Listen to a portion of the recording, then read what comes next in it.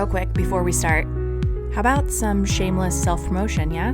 Okay, so if you didn't know, we here at Imperfect Strangers have a Patreon. And with that Patreon, we are able to build into the show and continue to grow and offer you the content that you know and love and some bonuses. So for our patrons,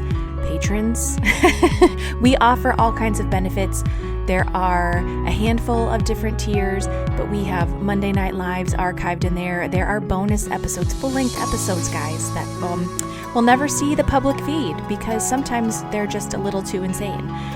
There is a special newsletter every month. You get your patron shout-outs like we're going to do here right now. There's a private Discord, all kinds of fun stuff. So we want to make sure that your hard-earned dollars are getting the most bang for your buck. So we try to make these benefits really, really great for you guys.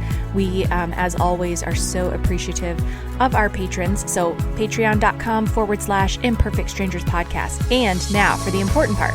Without further ado, today's episode is brought to you by your stranger friends, Charlotte K, Emily M, hey Soul Spice, Tia B, Henriette M, Mary O, Brenda R, and Carla B-P. Thank you guys. All right, let's go. Oh, we're talking about a cave. You mean like it was dark and you just had to surrender to that darkness and you had just a flashlight and there's mud and there's stalactites and stalagmites like. No, but that's kind of how I envisioned it. No, Mammoth Cave is a dry cave, which I learned from my handy dandy tour guide. And it is beautifully uplit throughout the entirety of the trail that you walk. I guess a trail is the path that you walk through. So they have it lit obviously for safety. The trail or the path is nice, so it's not messy, it's not muddy. I mean, it's in some points looks like stamped concrete. In other points, it's just the cave floor, but they've, flattened it out or made it, whatever, like safe to walk through because they do so many tours and they have all, people from all walks of life and abilities. So it's accessible for small children. There were people on the tour that had children who were maybe 3-4 years old, and oh wow, yeah. So it was like caving, like light, like it wasn't dangerous and it wasn't yucky.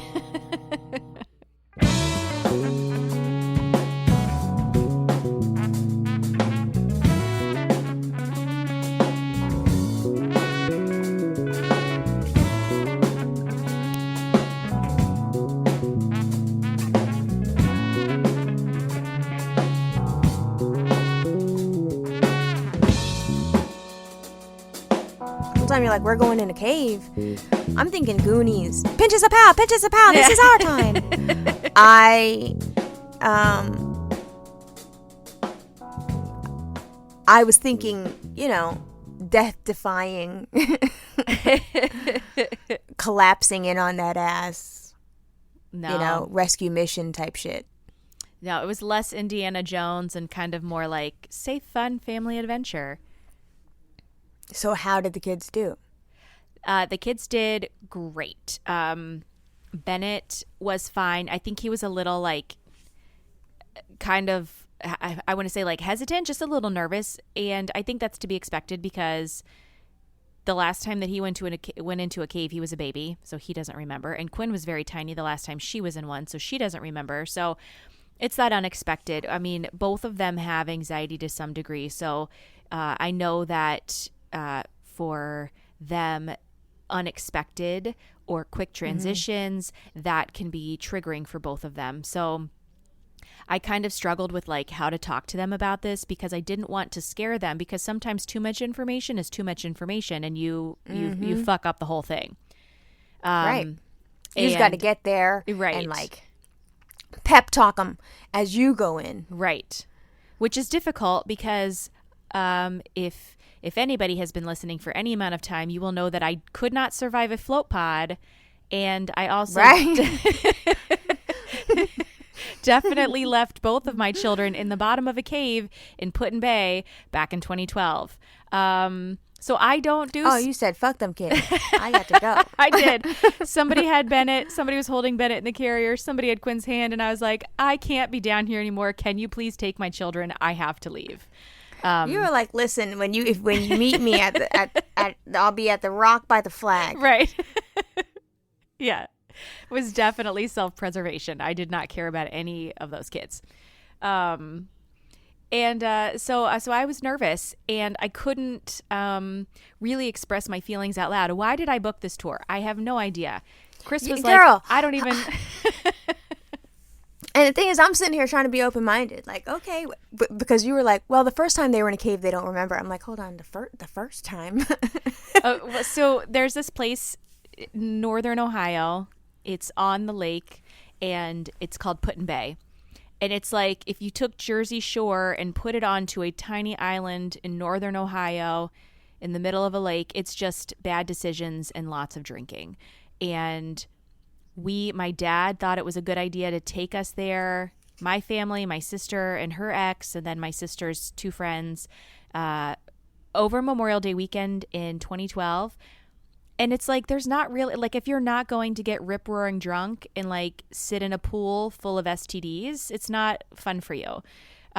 So we were trying to find things to do on the island that we could do with the kids. And one of them, there's a winery there on the island. And you take the winery tour, and part of that involves going into a cave. And it was not just... the wine cave for the kids. Yeah. Really, there's really nothing to do for children. It was that bad. But great memories. I mean, we will always remember our Memorial Day weekend in Put-in-Bay. So anyways, there was a lot of confusion as to why I thought that this was a good idea.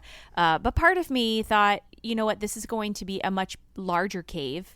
The one that we were in the first time was very small. The float pod was very small. So I thought maybe it was just these really small enclosed spaces, and I can do this, you know, because the ceiling height in some places was like, I don't know, maybe 2 stories high, 3 stories high. It was very big.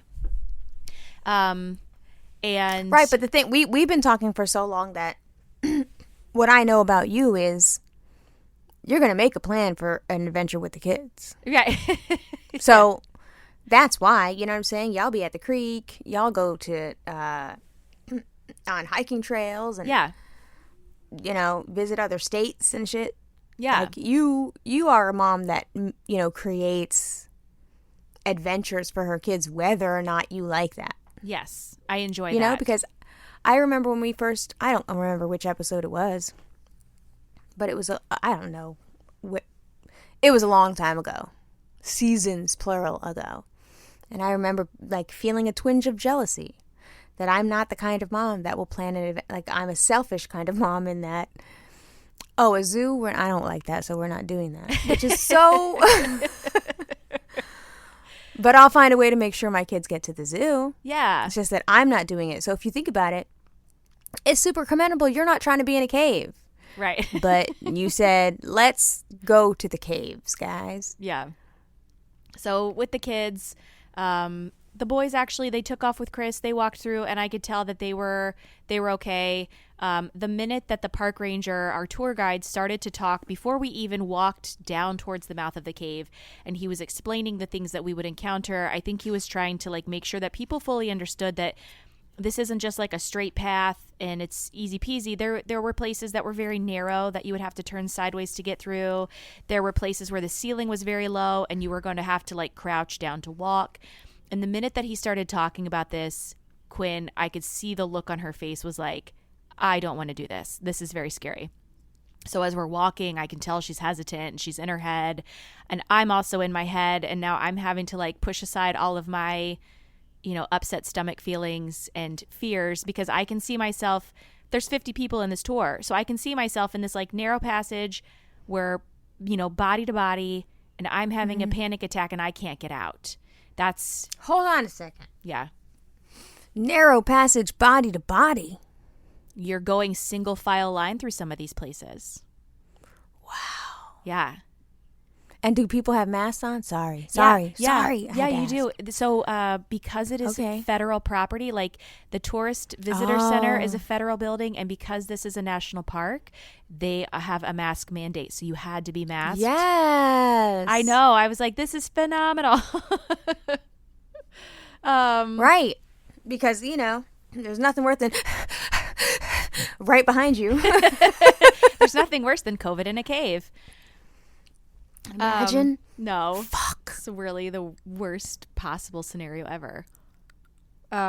So as we got into the cave, I could tell she was like, she was me. She wanted to turn around and go back out. And I was like, not for a $30 ticket. You don't.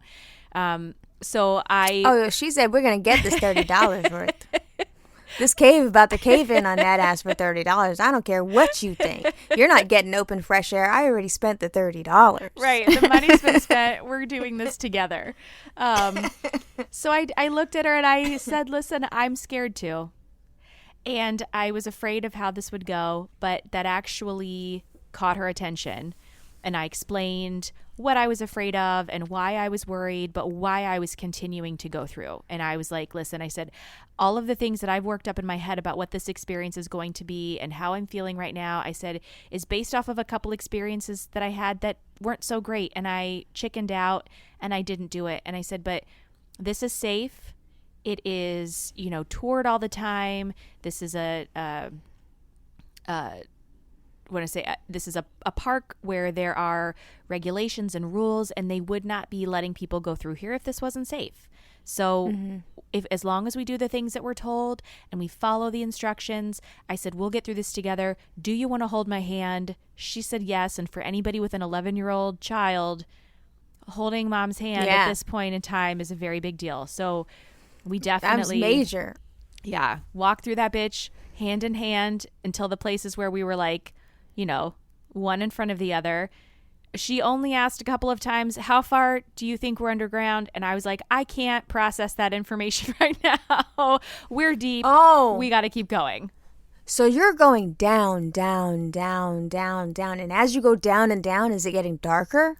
It's still the same amount of light, but there are places where we're going down steps pretty regularly. And somebody did ask on the tour, because we stopped a few times and he would tell us history or facts about the cave. And somebody asked, how far, down are we?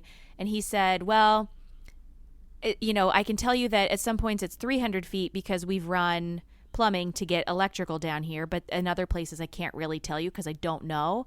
But I will say that to get up at one point from where we were, we climbed 5 stories up to get up and continue on our way to finish the walk. So deep, right?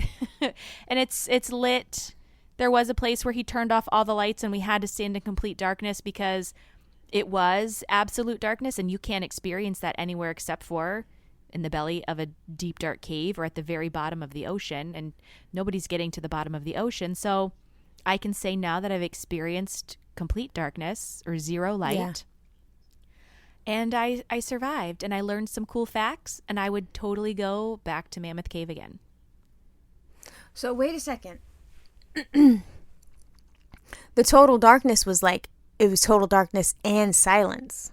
And silence. Well, so the tour guide started to tell us the story. He was like, hey, there's a cave cricket that lives down here, and at this time of year, you guys are in luck. The males have this mating call, and it's really beautiful, but here's the thing. They don't make their sound unless it's completely silent and completely dark. So if your shoes have lights, if your Apple Watches, your phones, all that, you have to cover that up and turn it off. And then we have to stand here in complete silence. This was all just a ploy to get all of us to shut the fuck up and be still, because he was like, if I turn off the lights, somebody inevitably is going to be like, hey, where'd the light, and there would be commotion. Right. So he was like, you've just been controlled by the government to be quiet. And No. He said that? Yeah. He was so funny. He was this kind of tour guide that that he's been at this for a while. And he's seen all kinds of shit leading these tours. And right, so he was going to throw some zingers in there. Right. I know you wanted to squeeze Chris's hand and was like, government control, you heard that? So he was very funny. He had a very dry, sarcastic humor. He was he was probably one of the best parts of the tour. And Chris walked out of that trip with a souvenir Sasquatch Mammoth Cave t-shirt. So we really just hit kind of like all of our all of our buckets of interests. Wow. But you didn't you say you did a haunted house too this same weekend, like a overachieving mom? This was I don't know, like, do you guys you guys don't strike me as like the road trip venture to the middle of nowhere kind of like for fun people. Yes? No? No. But I feel like Justin and I just did a little mini road trip ourselves to DC because he needed to talk to some guy and look at a machine or something. Yeah. And that was just in the car 5 hours there and 5 hours back in one day, and everybody thought we were crazy. But for us, it was just, we get to talk and stuff. But yeah. I had only ever driven my kids down to that camp. Like, I don't be in my car with my kids a long time. Okay. So we like that. Yeah. We drive every year to Florida. It's an 18-hour drive. We have stops that we like to make, things that we like to do. So the drive for us, in some cases, becomes part of the adventure. Right. We do love a weird podunk town and the weird things that come with it. Cave City, Kentucky did not disappoint. There is this place called Guntown, USA.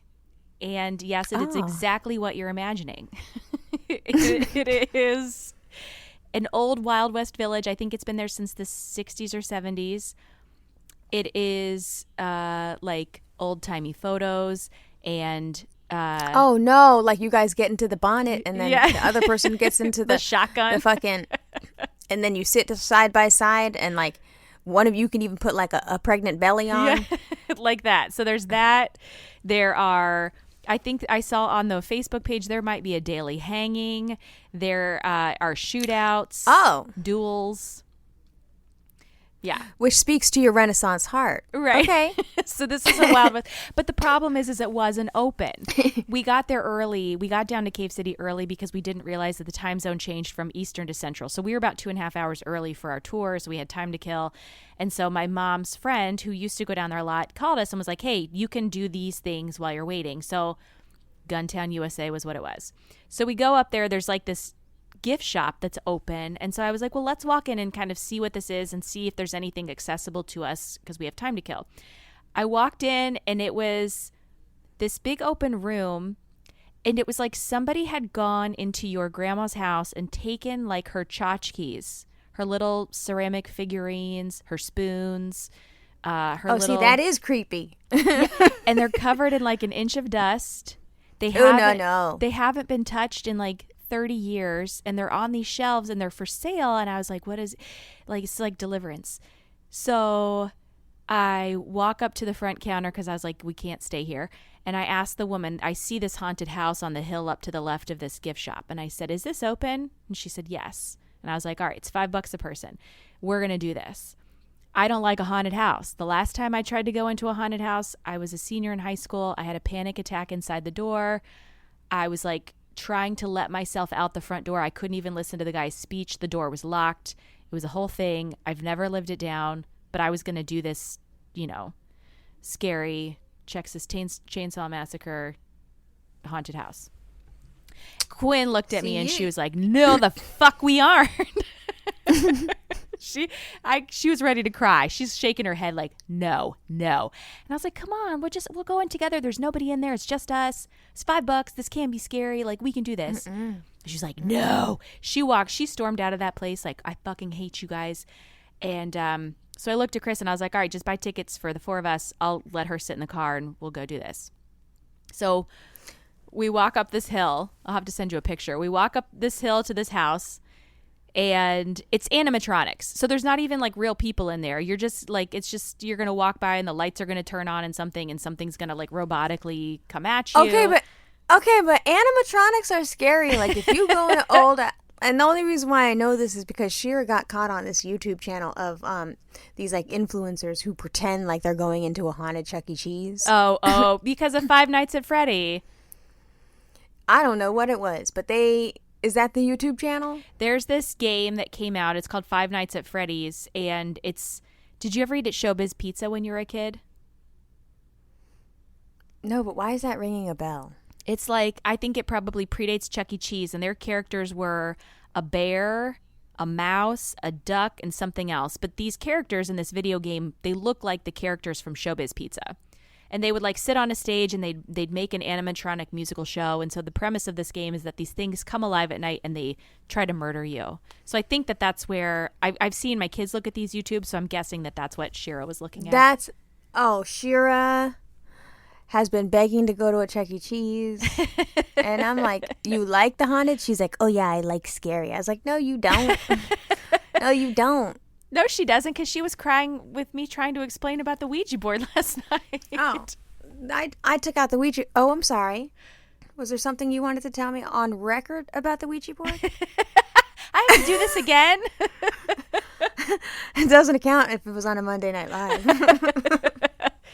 Melissa Beck, you were right. A Ouija board is not necessarily, now it can, but it is not necessarily a portal to evil. You will not open a portal to hell in your house, but you must go in with good energy. I listened to a podcast. This woman was a Ouija board expert. She did say you don't have to be scared. So there. Are you happy? Yes, but interestingly enough, funny you say portal to hell in your house. I feel like I don't know if you've noticed, but I feel like I'm not myself for the past 3 or 4 days. I've just been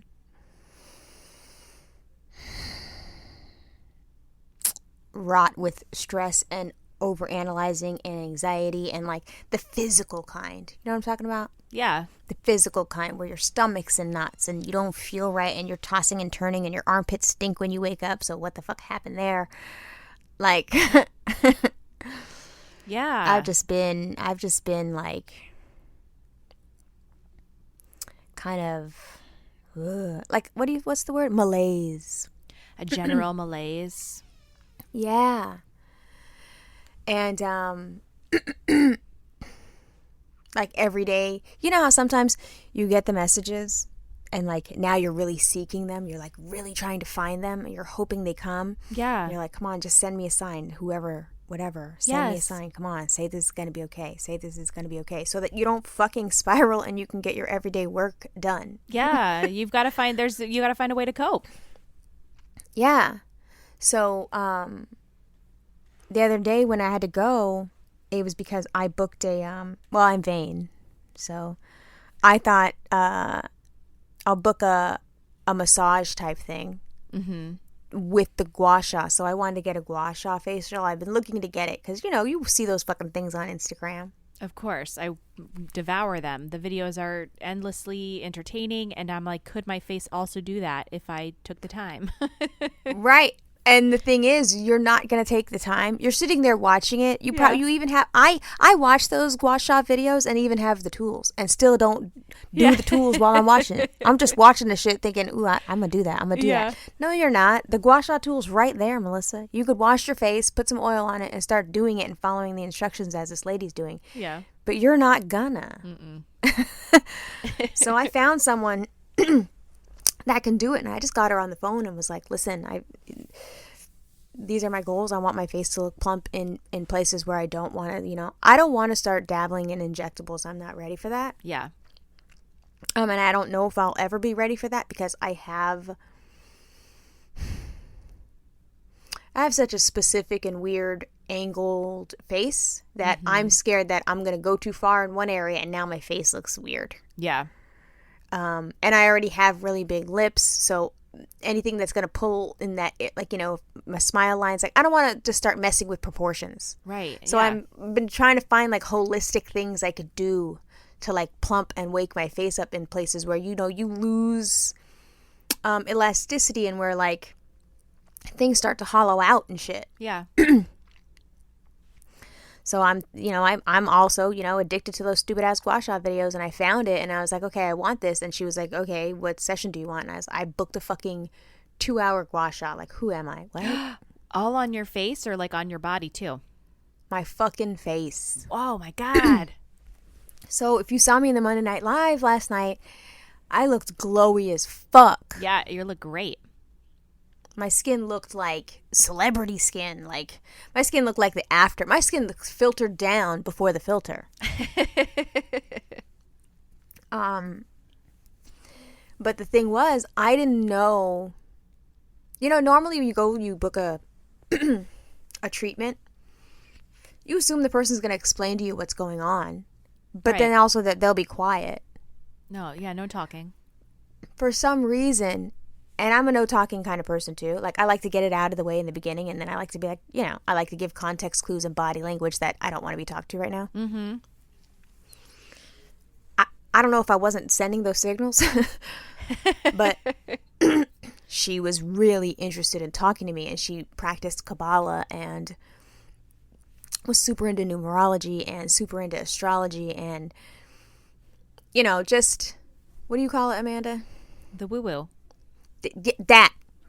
So she was just super woo-woo. You know, stones everywhere, sounds, twinkling, but also very not. Like, she was a couple minutes late. Yeah. So I'm standing outside her locked door because she has a private little suite.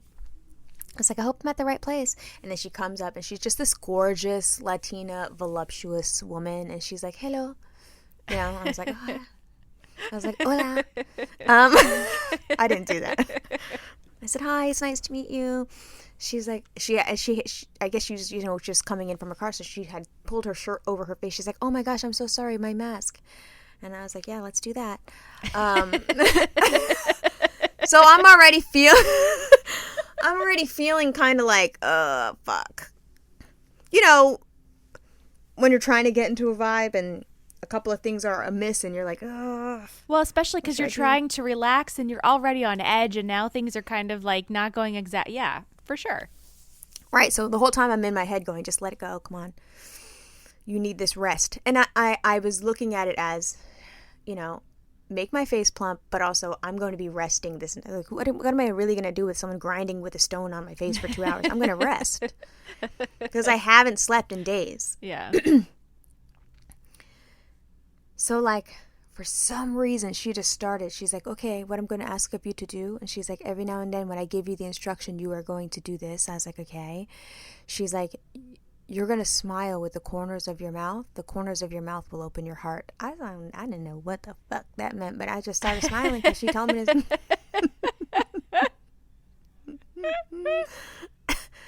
Every time she told me to do it, I just did what she said, you know.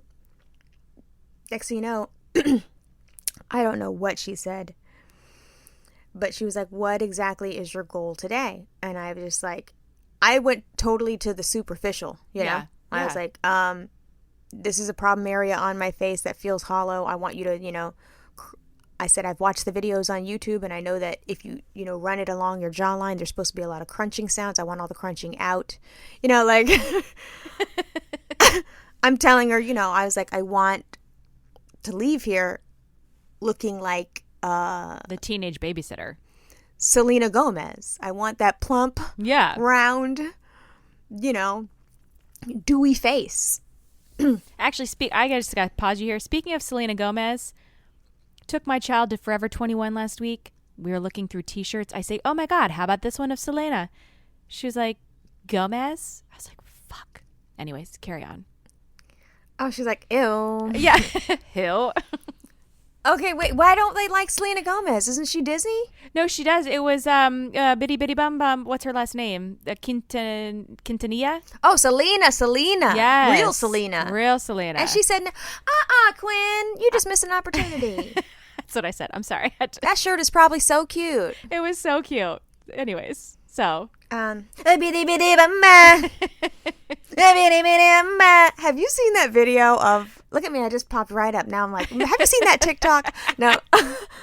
There's a video that's going, bitty bitty mama. I have to find the fucking video now. And so she's cutting, you know, her lace front and trying to apply it. And she says something about, la bitty bitty mama. And I guess the assistant's in the background. She's like, yeah, I really like that. That J-Lo, why they had that? She kept saying Selena was Mexican or something, because J-Lo was. And the assistant's like, no, don't. Selena's. What do you mean? She's like, oh, well, she's not Puerto Rican. Is she Puerto Rican? Is she Puerto Rican? And it was just I have to fucking find it. I'm not telling the story right, but I have watched that thing on loop so many times, just fucking crying it. She not Puerto Rican. and then would continue going, why? Anyway, see, you're even laughing and you don't even know the context of the video. It's just so fucking stupid. I can imagine. That's the power of the internet. Have you found yourself lately scrolling and watching clips and dying laughing? I died laughing watching a dachshund turn its head, listening to this woman talk on the phone, pretending like she was talking to somebody, but saying all of the dog's favorite words. Yes, absolutely. It's my escape. You died laughing? Really? That's one that you laughed about? Dumb fucking dog. She'd be like, yeah, I just wanted to talk to grandma. And the dog would like turn his head and looked at her. And she was like, yeah, I was wondering if we could go outside and go for a walk. And the dog turned its head and looked at her. Like, you're saying my words. Oh, so it was one of those human dogs. It's so funny. Man, you be watching some wholesome ass videos. I watch horrible videos. Videos that should not be funny. Oh, no. Like when that video of Jocelyn came out and she was promoting her new show. Who's that? Do you know that? Jocelyn? See, I watched terrible videos. Jocelyn is like a Love and Hip Hop character. I don't know. She's fucking stunning, but the streets say she's problematic. She's fucking stunning, but she's just a body for days and a gorgeous face. I think she's sort of androgynous, which I think makes her even prettier. Anyway, she has like a reality show where it's like, I guess the premise of the reality show is just like, get the fucking bag, get this money, be a hot bitch. I don't know what the premise of the show is, but it's that. And so it's a bunch of like younger prototypes of her where I guess they're in a competition to like be the baddest bitch. I don't know. I just made that up, but that's what it looked like. So she was like, in this life, you got to fight to make it. And like she's addressing them, and then like one girl just starts crying. Oh no. And she's like, hold on, why are you crying? Come up here, tell us why you're crying. And it was just like, what? So the girl starts, she's like, I felt that when you said that. It's hard out here because I've been going through a lot emotionally, and just like I had twins and he left me, so I had to have an abortion. She goes, what? You just had an abortion before you came here today? And she was like, yes, it was twins. And the girl in the background was just like, oh, damn, double homicide. I was like, what the fuck? She said that out loud? Yes! Oh, no. And it was so fucked up, but I was laughing. Girl, I was crying. It was so wrong. My God. I was crying, and I watched it so many times, and then by the time, like, the sixth time I watched it, I was crying. I was like, wait, this is really wrong. Why am I laughing at this? This girl's crying on national television. It was so unexpected. That's why. It was uncomfortable and unexpected. Yeah, the girl goes, oh, double homicide. And after she said double homicide, the girl that was crying turned around and went, bitch, which was exactly what anybody would do. I was like, because that's what I said. I was like, oh, my God, bitch, you can't. Oh, no. So anyway, I don't know why. It's not funny. It was one of those things, and the way that it cycled on Twitter that day, that it was trending or whatever. Yeah. Was that it was funny as fuck. And like, Black Twitter is amazing at like taking things that should not be funny at all and making them extremely funny. But then the next day, people wake up and go, yeah, yesterday when we did that was wrong. We shouldn't have been laughing. That was wrong. So it went the whole full cycle like that. And yeah. I don't know what happened, but a couple weeks later, and I didn't show Shalom this, you know what I'm saying? Like, I'm not showing Shalom a video of double homicide, of an abortion of Jocelyn. Jocelyn's wearing lingerie having this conversation. I'm going to have to show you the clip. Oh, God. So I think a couple weeks later, Shalom asked me to pick her up at a friend's house. They were sitting in the backyard, and she asked me to take her friend home. I said, sure. And it was like 9 o'clock, and I said to her friend, I said, don't you think you should call your mom and make sure that she knows I'm going to be driving you home, because I don't want you in my car and your mom doesn't know where you are. Mm-hmm. And he's like, oh, yeah, I would call my mom, but my phone is dead. And I was like, okay, give it to me. I was just in mom zone, I was like, okay, give it to me. I'm going to plug you in. And then he goes, I can't. It's a Samsung. And I don't know why His phone was dead and it was a Samsung, and I went, oh, double homicide. And Shalom went, Mom. I was like, oh my God. Oh my God, Shalom, I'm sorry. Oh my gosh, guys. And the kid now is laughing his fucking ass off. This is a fucking 13-year-old, a 7th grader, whoever it is, one of her little friends. Now they're both crying, laughing. They're in masks. The windows are down. We're driving fast down the streets. Yeah. And I was like, why are y'all both? And I'm thinking, do they understand this context? So I turned, after we dropped him off, I said, Shalom, why do you know about double homicide? She's like, oh, that clip went viral on TikTok. Yeah. I was like, I am so sorry. I didn't. I'm so sorry. She's like, no, it's fine. That he thinks we're weird anyway. I go, what do you mean? He's like, because the last time Daddy gave him a ride home, Daddy was playing death metal and then turned it down and went, I told you this. He turned it down and went, what kind of music do you listen to? And the kid's like, I don't know. And he's like, well, what does your mom listen to? And he's like, classical. And Justin's like, oh, I like Beethoven and stuff. Like, and the kid goes, yeah, I'm Korean. I was like, oh. Justin's like, okay, cool. And Shalom now hates for us to be around that kid. I love it. You really have hit pinnacle parenting status. You are embarrassing and also cool and also very funny. You have made it. You tap out now because you've just done your job. Right. Double homicide. So anyway. Okay. Make me look like Selena Gomez. Right. So for some reason she goes, okay, that's your goals for your face. She's like, but what are your goals in your body? She goes, because I can already tell you're very tense. What's going on? And I was like, oh, I need to make a decision. It's a big decision that doesn't affect just me. It affects my family. It affects, me after and blah, blah, blah. And I was like, and so, I'm just looking to relax today. She's like, okay. And she goes, but here's the thing. And I swear to God, she hopped from one spot to another spot. She hopped and she goes, you have to jump into it fearless. I was like, okay. Oh, no. She's like, you have to just make this choice and you have to do it. And she was like, you have to do it because you are beautiful, you are confident, and you are sure of yourself. She's like, I can feel your energy. You have to do it. And then didn't ask me what it was that I needed to do. Yeah. Just said, this opportunity presented itself for you. You must do it. And you must do it without fear. And I was like, okay. And now at this point, I'm crying. She hasn't even started shit yet. She's like, is everything okay? I was like, no, it's fine. It's fine. I'm just feeling very emotional. She's like, okay, well, let's just start to relax. And so she starts talking whatever. She starts talking about Kabbalah and Judaism. And I was like, are we going to talk this whole time? But she was also saying really cool shit. Yeah. And then I don't know why, but she asked me, are you an Aquarius? I was like, what the fuck is happening? Yes. And you didn't have to put any of that information in, when you... No. No. And so I was like, yeah. And she's like, running her hands through my hair. There's, the neck massage thing, lift your neck, da-da-da. Yeah. And then you know what she says, Amanda? What? She says, I'm a Taurus. She's like, I bet you attract a Tauruses. I said, how so?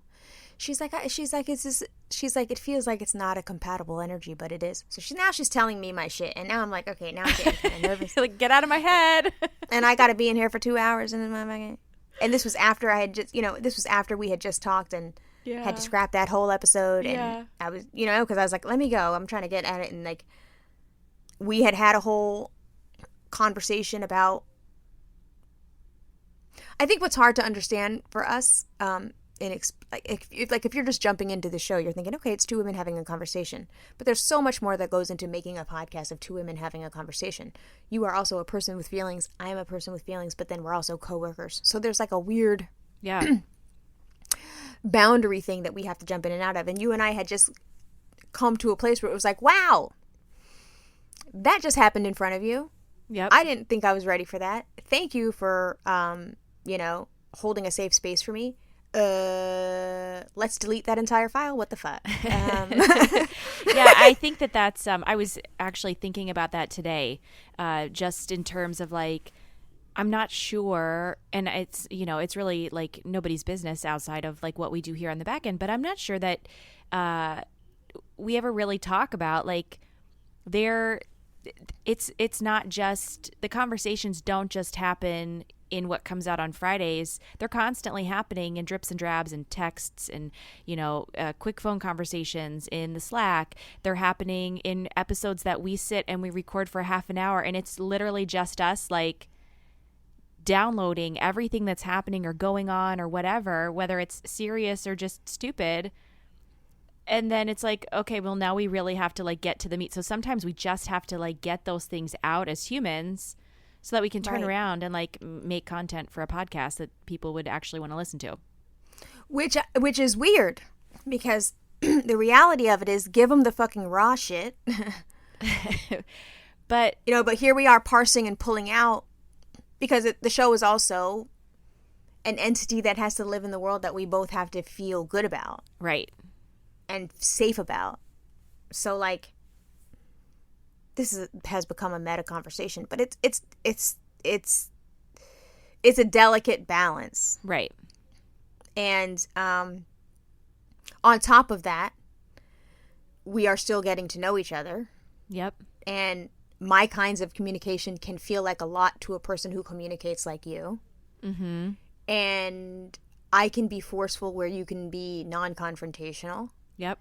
And so, and you can hear it in the playback, and we, you know, we tweak it and make it safe because nobody wants to feel, you know, attacked or unheard or whatever, because that's not what this is the fuck about. Right. No. And this is, and also like, I feel that, you know, you don't owe anybody, you know, you don't owe anybody everything.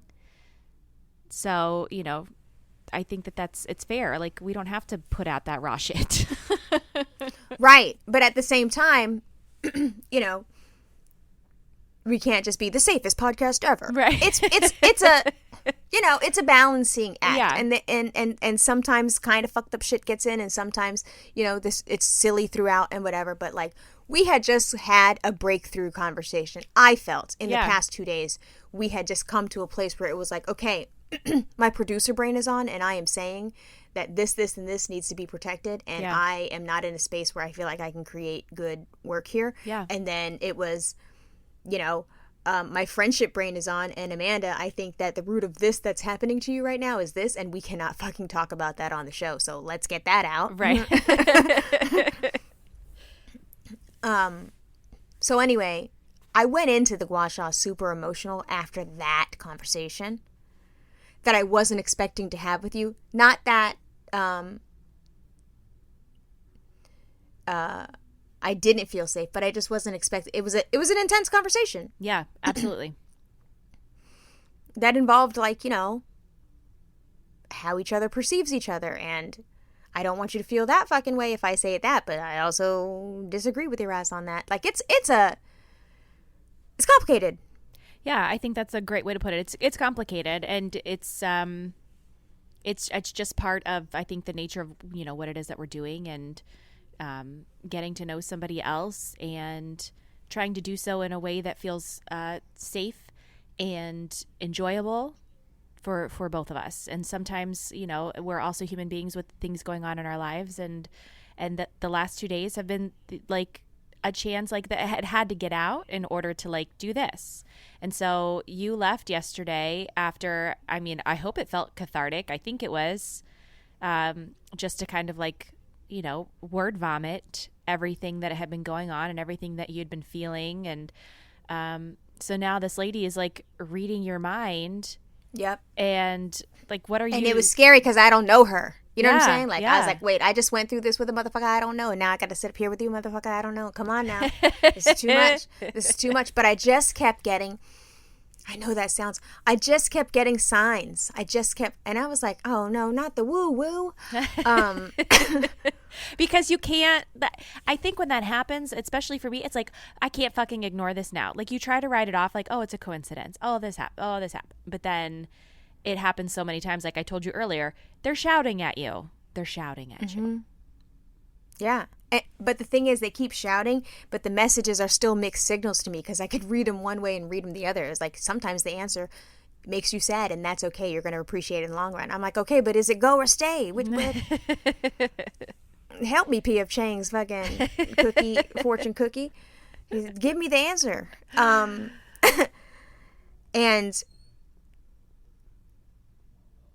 I just have to say, thank God for like feminine energy, to be real with you, because I had been having back and forth conversations with my husband, and bless his heart, he means well, but he's also like a practical guy, and everything is, babe, in the grand scheme of things, will it matter? And I'm like, I know, but I am a woman. Yeah. Everything matters a lot. You're not understanding. And then he gets upset because we communicate differently. So if I say, I'm trying to make you understand, or you're not understanding, he's like, I do understand. And I'm like, you don't understand. And so now we're arguing about what we think each other doesn't understand.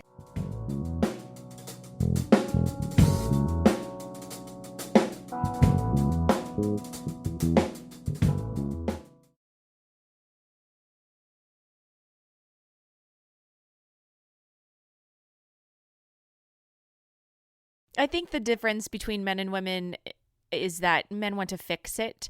And so they want to be able to give you the solution, so that, because Justin doesn't want you to feel bad. Justin doesn't want you to be in your head, and he doesn't want you to have this anxiety. So his thought is like, okay, well, let's fix this. And if I tell her to not think about it, or it's not that big of a deal. When you tell somebody with anxiety, like, don't worry about it, or it's not that big of a deal, it almost makes it worse, because now you're diminishing the things that I'm feeling. And while I logically know that the way that I feel about this is stupid or irrational, it's also a very real fear. And I just need you to acknowledge it and like either listen or like offer me like helpful solutions. Right. And especially when it's a physical, visceral thing happening inside my body. Like, you're telling me it's not that big of a deal, but I'm telling you it has to be, because my organs feel it right now. Yeah. My head is tingling. My hands are clammy. My stomach hurts. It's doo-doo water. I'm not okay. Yeah. So anyway, the lady goes on. It's a 2-hour session. There's heating pads, there's massaging, there's the crunching of the shit in my face, and I left there and felt like I was levitating. She didn't even massage my whole body, but my whole body felt like jelly, and I got on the road and just started fucking bawling. She just like released all those emotions. Especially, it got scary because at the end, I went to go pay with my credit card. She's like, actually, I'm sorry.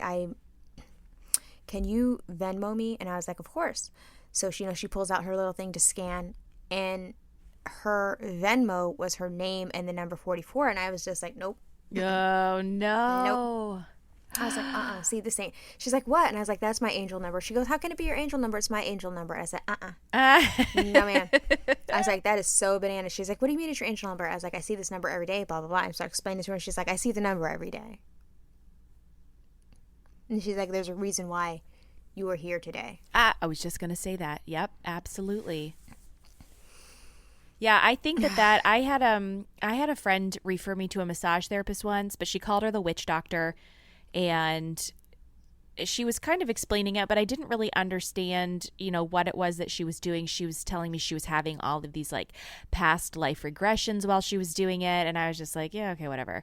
So I book with this lady and I go to have this massage, and it was the same thing. Like, I don't know if you know much about this or believe in this, but like, I do believe that like feelings and trauma and anxiety and all of that stuff is held in the body.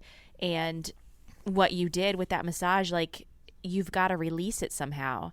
And so my guess is that whatever she did in that massage, like, freed up whatever like was stuck or blocked for you. And then that gave you the freedom to be able to like have that, cathartic release and like crying on the way home.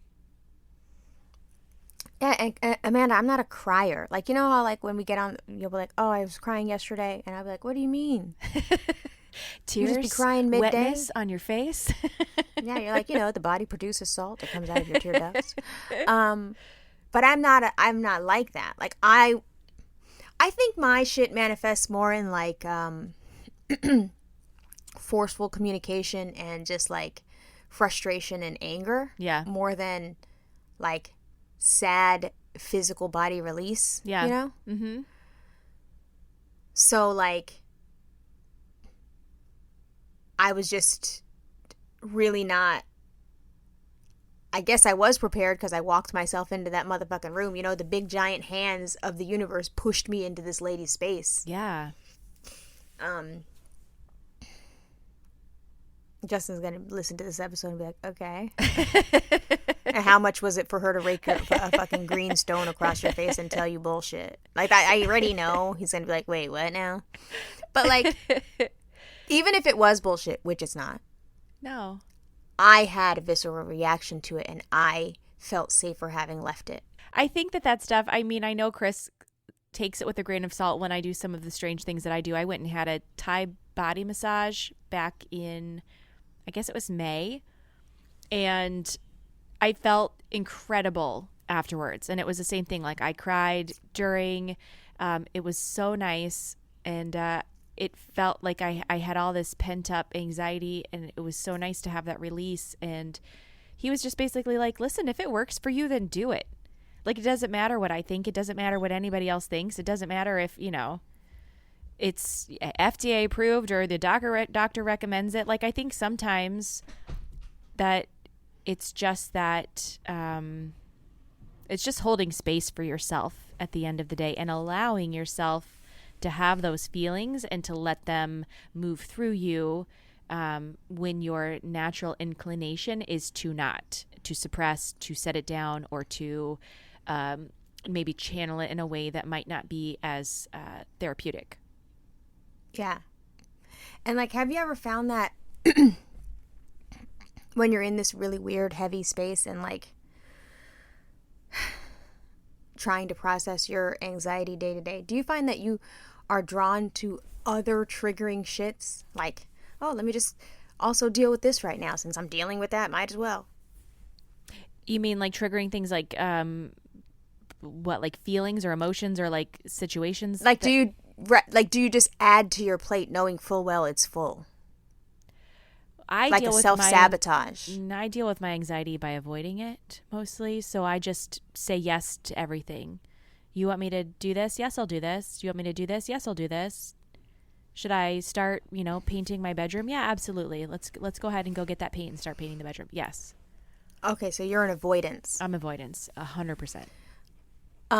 Do you just like jump down into the volcano and like wallow in all of the shit? Right, but I'm like fucking Super Mario Brothers, and I'm just jumping from volcano to volcano, and it's like you were just dealing with that, and you said you were upset. Why the fuck would you pick up that phone call? Got it. You were not ready to have that phone call, Melissa. Got it. Yeah. So my phone rang at 3:30 in the morning. It was a fucking crazy phone call. So I was already like tossing and turning and not feeling well, and then my phone rang, and Justin was like, "What the fuck?" Anyway, it was a family member in distress. Oh no. And I was like, why did I just take this call? First of all, why was my ringer on? So right, now I'm starting to have all disturb. Yes. Why was it? And I'm like that every night. How did this happen? Yeah. So I take that call, which leads me to have to make several phone calls, and I'm now on the phone till 5 a.m. making these phone calls.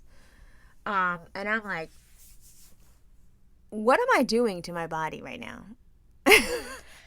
Nothing good. Nothing good. Honestly, I feel like just given the situation, like until things have a resolution, I think you're just going to have to be like, you're going to have to set boundaries like a motherfucker, whether it's with your time, with your nutrition, with your sleep. I mean, I know that you can't sleep well right now, but I think just trying to find spaces where you can like take rest and kind of like have a minute to decompress. It doesn't have to be anything that's like super long or super extravagant, but just really trying to prioritize the needs that you have, even if they're just like basic primitive needs, will probably go a long way in helping to process the bigger stuff, because I find that like anxiety is worse when you're hungry, when you're tired, you know, when you haven't moved all day and you've sat in one place and you've had time to just kind of like build it up to be 10 times bigger than what it actually is. So probably just really doubling down on all of those little tiny things in hopes that it allows you to sit with that grossness of the anxiety for just like a second more. Right. Because, you know, and I also, like, there's a part of me that feels like, wow, this is, how am I swinging from one end of the pendulum to the other? Like, I can rest a little bit and then get up and go about my day and, like, convince myself that I have dealt with it for today. It's okay. I'm going to do what I need to do. We will not revisit it again until my head hits that pillow. For quiet time where I'll reprocess everything and go over it again. Because, you know, I'm one of those. There's a ticker. If this happens, that. If this, then that. Okay, but what about this, then that? Mm-hmm. I do that. Yeah. And I'm just like, and my period's here? Girl. I was just going to ask because I didn't want to be like that person, but also mine is on the way. And I know that like we're close into like when our start dates are. And so that definitely crossed my mind today to ask you, are you getting ready to start your period? Because yeah, and I keep having to fight the urge to say, this is dumb. This is stupid. Yeah. Because it's not dumb and it's not stupid because it's happening to you, bitch. Right. Right. But that's just it's just a way to try to like talk yourself out of it, is by trying to downplay it. I think really like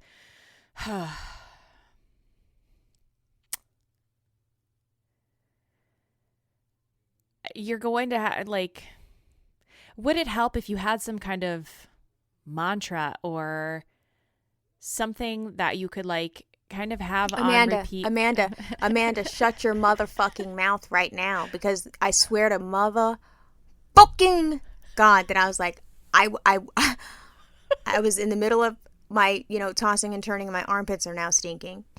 And I tapped Justin on the shoulder. I go, babe, can you make me laminated cards that say like, remember your superpower? And he was like, what? And I just thought to myself, holy shit, I'm live, love, laugh now. Do you want me to buy you like an embossed bracelet? This is like brave, courage. Listen, oh my God. Hashtag faith over fear. Listen to me. I was like, these motherfucking chuggy motherfuckers are onto something, because I just woke up and thought that my invention of laminated cards that say, you got this, bitch. And it comes full circle. No, but for real, like reminding yourself that like, you know, think of all the things that have come up in the last few days that you have actively pursued, and they've turned out to be different than what you anticipated. So I think that constant reminder of like what I've built up into my head, I have control over. I get the ultimate say in this situation. Mm-hmm. I'm nervous because there is a big unknown, and I'm nervous because there are so many unanswered questions, but for right now, I don't have those answers. I can't get a hold of those answers. So worrying about it is not going to serve me, because all it's doing is making me feel worse. So all I can deal with right now is what I do know. And what I do know is X, Y, and Z. And with that information, I feel like this about it. And so I just have to shelve this other unknown piece until I can deal with it, because right now there's too much that I don't know about, and I'm making it much worse than, you know, probably what it is. Right. And I'm making the mistake of trying to process it emotionally and intellectualize it at the same time, because there's two pieces. It's here's what I know, here's what I can control. Mm-hmm. And it's here's what I don't know, here's what I can't control, and here's what I should not be worrying about until I know the literal thing you just said, until I know the things that I need to know. Yeah. But I'll just, you know me. Who doesn't know me? Hey guys, it's me again. Spiraling! You know, the thing I love to do. Listen, you are at the mouth of the cave. It is very nerve-wracking. You are afraid you're going to have a panic attack in the middle of the cave and nobody's going to let you out. Mm-hmm. So now you just need to hold your own damn hand and walk yourself through that cave and understand that you can put this down at any time. You don't have to carry it. You don't have to do this for anything or anyone else. You can put this down whenever you want.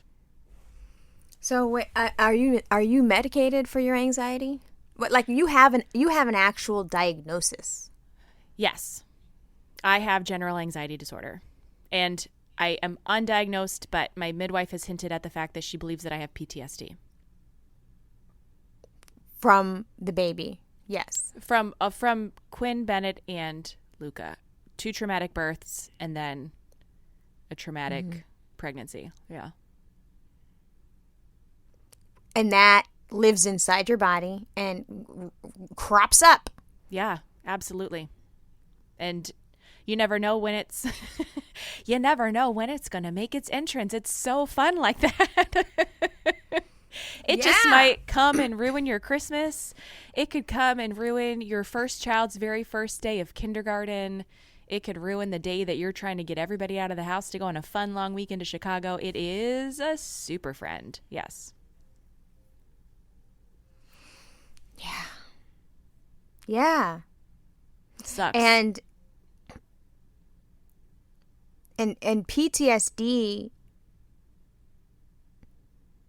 like we throw the terms around, you know? Yeah.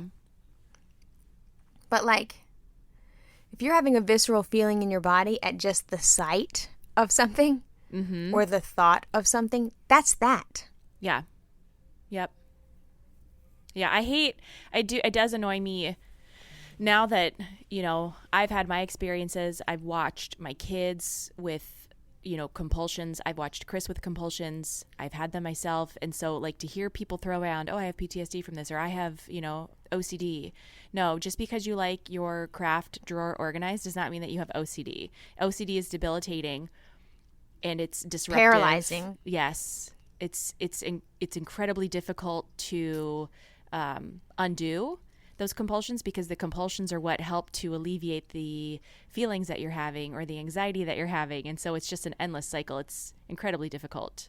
So, you know, kudos to you and to anybody listening that has, you know, mental health, I don't want to say issues, because I think that in some ways it can be like, these things can be a superpower. It can allow you to empathize with somebody that's going through it. It can allow you to recognize these things in other people. So I hate to look at it completely negative, because it has allowed me to be a better parent to my kids as my kids have dealt with it, and hopefully raise them to be more mentally strong or capable in dealing with what they experience in life. But at the same time, you know, the fact that you continue to show up every single day in the face of it and thrive is not something to be brushed off, because anxiety at the root of it is fear.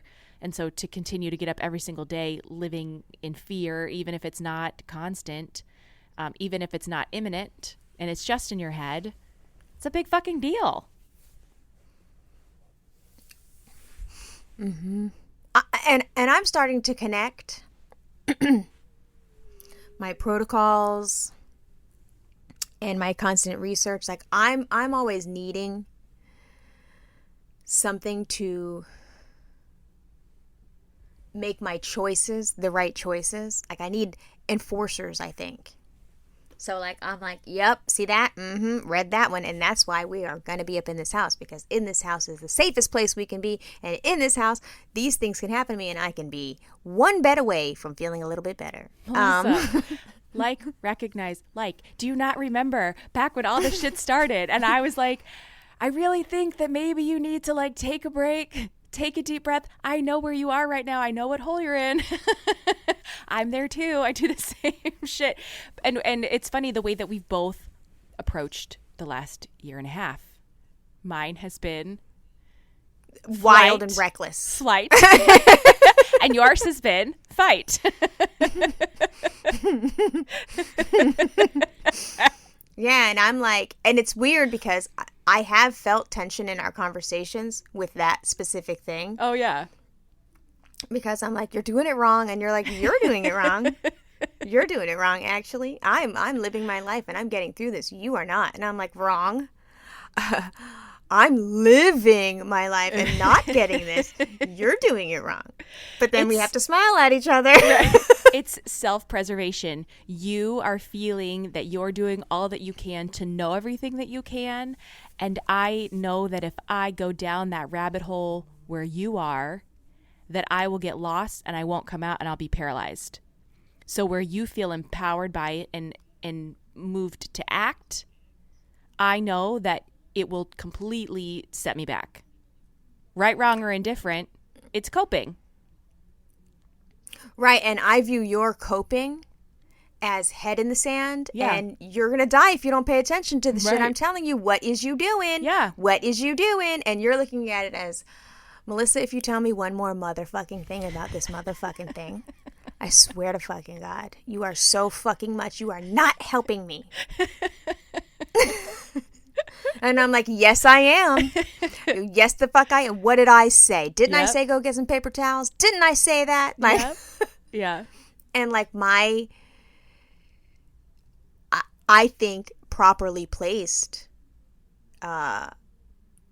self-righteous rage and indignation at anybody who doesn't do it the way I do it makes me feel better about the choices that I've made and how careful I am. Right. And so that for me is control. And I think this new separate thing that I'm dealing with is I don't have control. Yep. And not having the control is making me fucking wild. Yep. There you go. I am lashing out. Everybody in the fucking Discord is in trouble. I am concerned about everyone's feelings. I am concerned that I'm about to say the wrong thing, but oh well, you better tap a heart because I'm fucking right, guys. Like and like I feel definitely like, is everyone watching me have a mental breakdown in real time? No. I mean, it's a lot.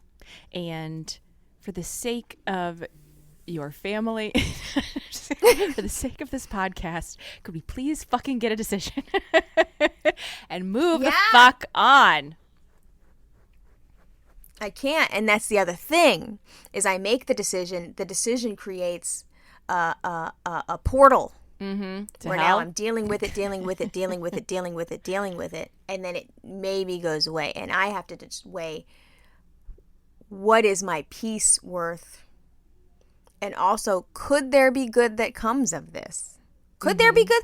What if this is the key that I need to turn that'll open the door and the light comes in? Oh my God, I dealt with it. This is great. I can now really tuck that thing away, put it safely where it belongs, and now I feel whole and like I've been done right by. However, right,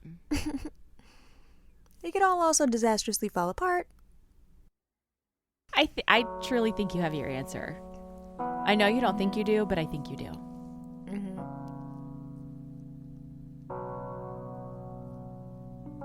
And that's where that, fortune cookie comes in. The answer might make you sad, but that's okay. Yep. Thank you, as always, for listening to this podcast. Honestly, we would not be here doing this if it wasn't for you. So truly, thank you so much for your support and listenership. Okay, so here's a few things that you need to know. We have an Instagram interactive story that goes along with every episode that we release. So when the episode comes out, that interactive story will be up for 24 hours live. And if you miss it, that's okay, because we save it in the highlights. So if you're new here and you're just getting into the show and you go back to episode 1, if you look at our highlights and scroll back, you too can enjoy that interactive story that came out with that episode. Let's see what else. We have Instagram, like I just said. So at imperfectstrangers_podcast is where you can find us. We tweet sometimes at imperfstrangers. We have a private Facebook community that you can find in that link in our Instagram bio. We have a Patreon account, just like I talked about at the top, patreon.com/imperfectstrangerspodcast. We have a website. It is imperfectstrangerspodcast.com. Dang, my brain is like short-circuiting. Oh, what else? I think I've given you all the things. I really think that's it. So as always, guys, thank you for being an amazing community. We really have the best listeners. I know all podcasts say that, but our Joe Rogan's listeners are not that great. They're not as great as you are. Have a great weekend. Tell your friends. If you have not, we haven't asked for this in a long time, but go leave us a rating and a review. That bitch has been so quiet lately, so 5 stars only. Only go in there if you like us. We don't need any hate mail. 5 stars only. Let somebody know that may discover this podcast randomly that it is worth their time to listen. And we'll see you guys on Monday for the Monday Night Live. All new episodes are dropping on Fridays for Imperfect Strangers Podcast. We are almost to the end of season 3. Can you believe it? All right. Have a good weekend. Bye.